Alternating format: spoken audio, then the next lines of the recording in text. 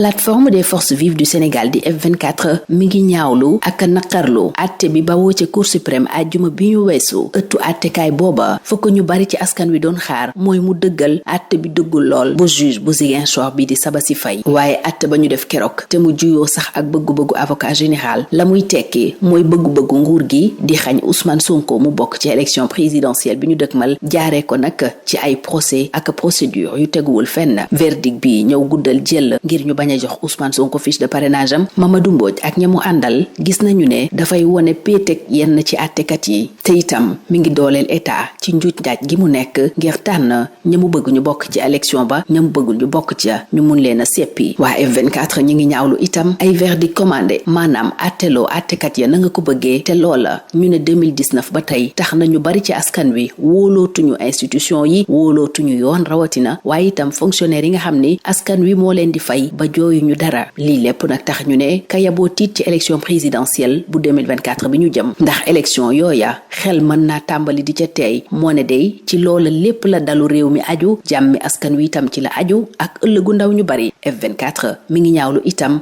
manifestation yi ñuy tere saa su nekk ak ña ñu koy tere ndax nee na ñay wax lu neexul nguur dong la ñuy tere manifester kuy wax lu neex nguur mbaa nga farak ñoom foo ko bëggee ak noo ko bëggee daa manifester ñu encadré la. F24 ne kumba am nday ak kumba amul nday jooja feeñ sax ba ci nit ñiy wax dafa jur xañ nit ñi seen àq ak seen yelleef te loola lu ñu war a sàmm la ci réew muy wuyoo état de droit. ngir taxawu boobale état de droit nag F24 ñoo ngi woo képp ku Sénégal ñor wante itam képp ku démocratie ñor ci bëccëg bu ñu bëgg a amal ànd ceeg ñépp fàttali liy yoon neenu itam képp kuy doomu Sénégal war ngaa taxaw tey ngir élection yu leer am élection yit yu ñépp di bokk. loola tax ñuy sàkku ñu bàyyi ñi ñu tuddee détenu politique di Aliou Sané, Ousmane Sonko, Cheikh Oumar Diagne, Pape Abdoulaye Touré ak ñeneen ñépp. F24 itam di sàkku ci ëttu àttekaay ak àttekat ya fa ne ñu doxal yoon wax li yoon ngir sàmm réew mi waaye itam sàmm deru justice mi war a tëddee njaxanaay. F24 ne fii ba géej gi fer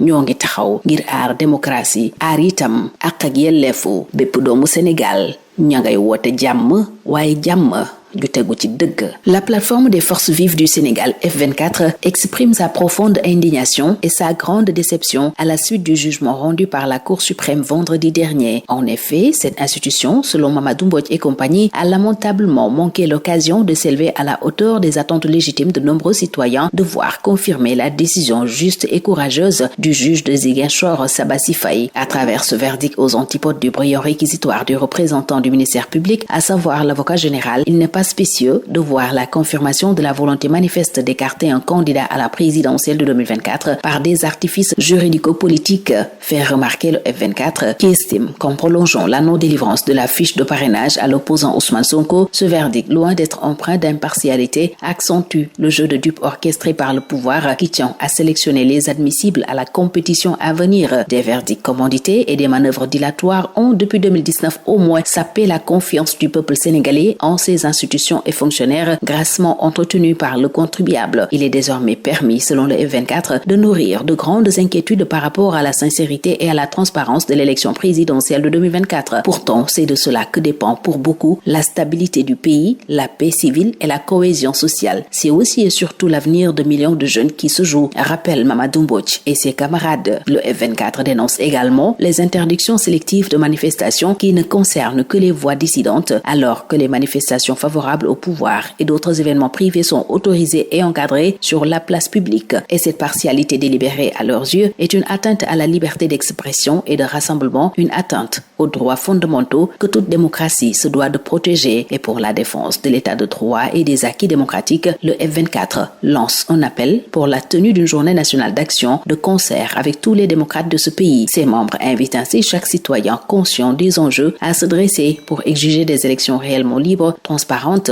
équitable et inclusive, ainsi que la libération de milliers de citoyens arbitrairement embastillés. Il faut libérer immédiatement Aliou Sané, Ousmane Sonko, Cheikh Oumar Diagne, Pape Abdoulaye Touré et tous les autres, tonne le F24, qui exhorte par ailleurs les cours et tribunaux sénégalais à remplir leurs devoirs constitutionnels en garantissant l'indépendance et l'impartialité de la justice. F24 se dit résolument engagé dans son combat pour une démocratie véritable et pour l'affirmation des droits fondamentaux de tous les Sénégalais.